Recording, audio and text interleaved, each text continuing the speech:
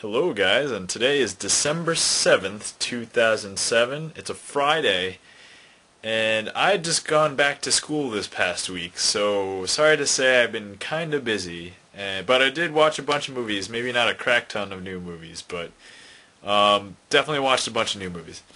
Now, let's see, a few that I definitely want to go over. There were a couple new movies that came out this past week on DVD, and the big one for the week was one I saw last weekend, but to give you a hint, I saw it at the IMAX. So, anyway, let's start off with the movie Nanny Diaries.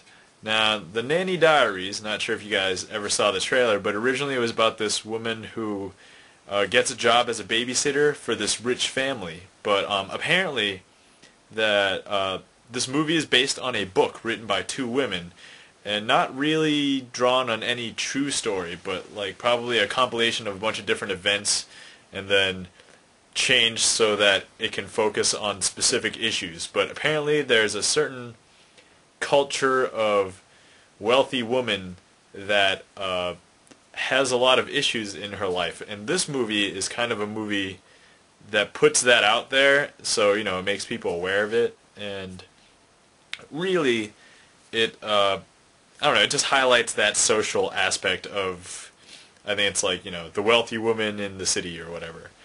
Now, the beginning, it's actually done in this pseudo-documentary style, but it's actually it's a real movie.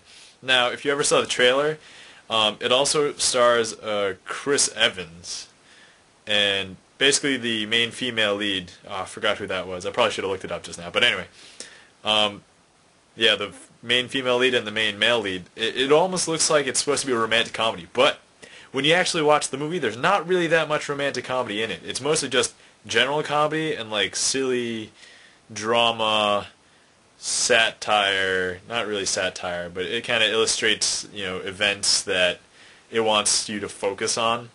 So let's just say Nanny Diaries, overall, it's a very solid movie. It's mostly a comedy drama, and I want to say it's a pretty solid movie. It has kind of, I don't know, a lot of slow parts in the movie. I think it works okay though, but I don't know. As far, I guess from my perspective, babysitting doesn't seem like, but honestly, they put a really interesting dynamic and a lot of different spins on how you view things, and they cover a lot of, social topics about, these classes of people who hire babysitters, or nannies in this case. And I thought it was a pretty solid movie, so I'm going to say it's a thumbs up, conditional thumbs up.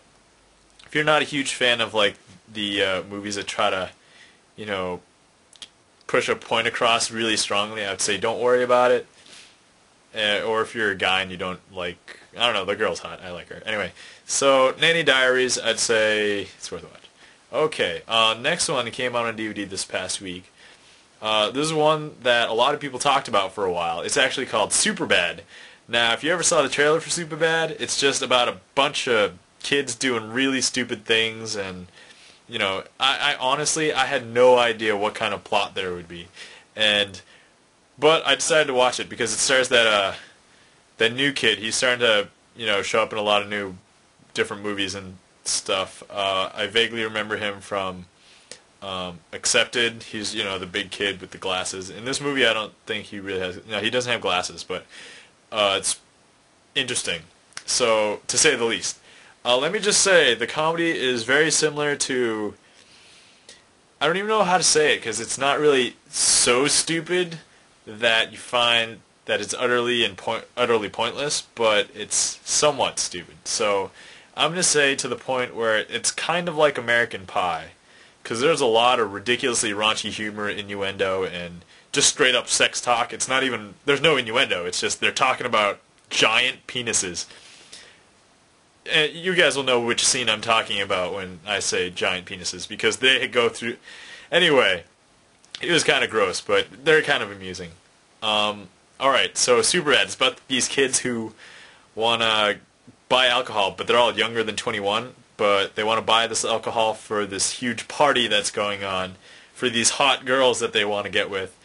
And that's pretty much the entire, realm of the story. So, honestly, they just get through lots of dilemmas, and it's kind of like in a Harold and Kumar like style of dilemma encounter, and that's pretty much the entire movie. It's like they go, but it's all ridiculously funny. And there's this character who gets this nickname McLovin, and he has this great like story arc that goes off with two cops, and it's very reminiscent of like Super Troopers or very similar type of antics.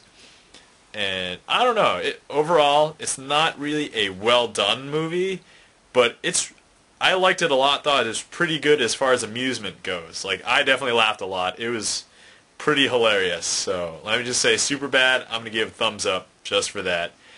And if you really think about it, right? How many comedy movies ever really win too many awards anyway? So, I mean, pretty much every time you see, something nominated for the big Emmy Awards or whatever, or all those other awards, they're mostly drama movies, unless like it's for special effects or some, but as far as like best acting or best screenplay or whatever, they're always drama movies, except for Lord of the Rings, which is considered an action, but I don't know, there's still a lot of drama in it, so action drama. Anyway, I digress.